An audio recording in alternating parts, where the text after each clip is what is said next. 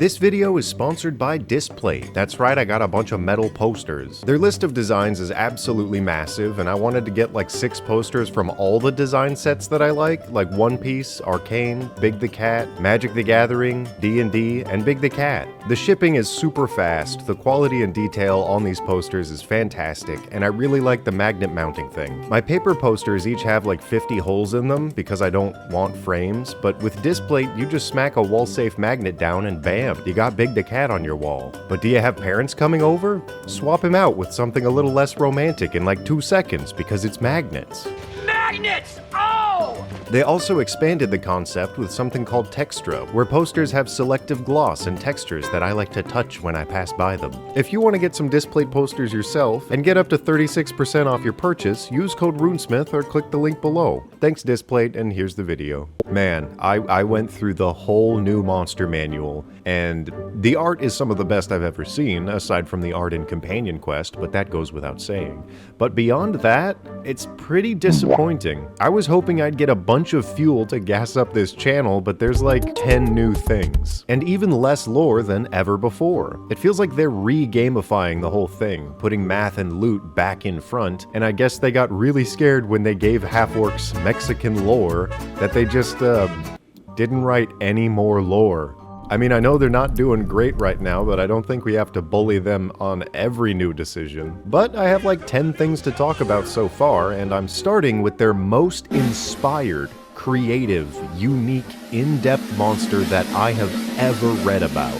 A fucking purple blob that kills you. Man, I'm literally eating table scraps with this description. Let me try and paint some lore. Sometimes gods die. That was the whole Sundering thing, which was essentially 2 back-to-back Ragnaroks, while at the same time magic was melting people's faces. And because of their infinite, impossible nature, the only graveyard where you can properly store a rotting planet god is the Astral plane. So they dump heaps of dead gods in here now and then, and because all ideas are alive, the heat death of the universe is a titanic ooze. Slap these 2 things together and you get the Blob of annihilation.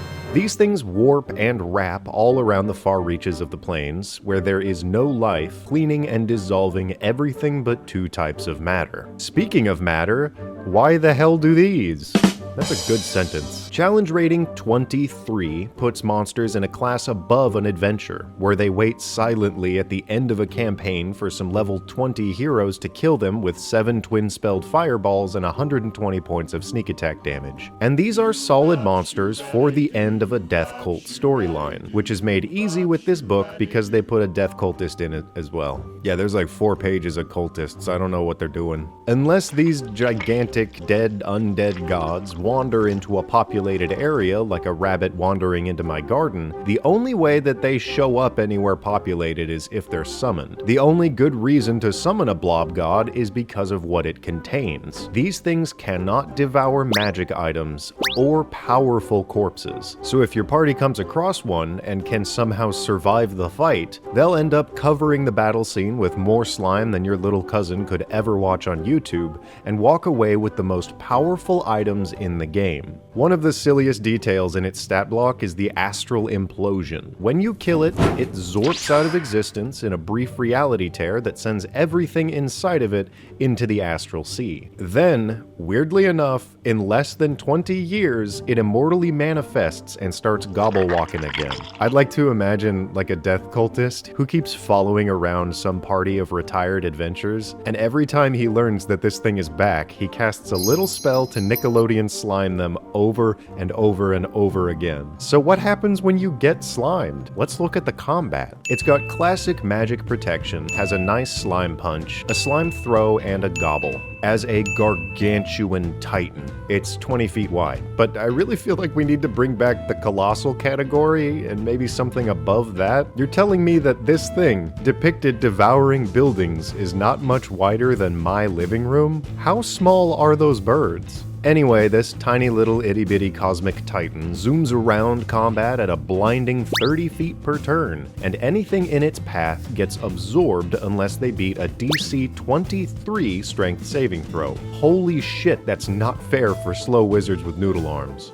Then all of its victims, living or not, start exploding with force and necrotic damage until they turn into floating skeletons and microscopic shrapnel. That's its main move, but it's not its best. The best attack that I have ever read is the Restraining glob. To quote a poet, "The blob lobs a slimy glob at one large or smaller creature it can see within 600 feet of itself."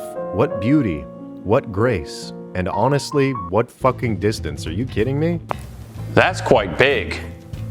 If you get hit by one of these things, it'll drag you toward the blob like a dutiful little Pikmin of mortal fate. Also, they put a bad curse word in the book, and I'm telling on them. A quote from someone named Vi from Eberron, that's weird, I didn't know that Piltover was in Eberron, where she says, "I've seen horrors that would make you shit your drawers." They did not take writing this thing seriously at all, and it shows in a pretty good way. The last little point that I'll touch on is the kind of stuff that they carry around. Since you likely end the fight with half the party and all the loot getting shunted into the Astral Sea, most of the suggested loot involves access to planar travel, like a cubic gate or an amulet of the planes, or the fucking deck of many things. Just imagine, you barely survived the fight of your life with Blob itself, and in its death throes it shoots you into space with nothing around you but a couple of good friends that survived the fight and the last card game you'll ever need to play.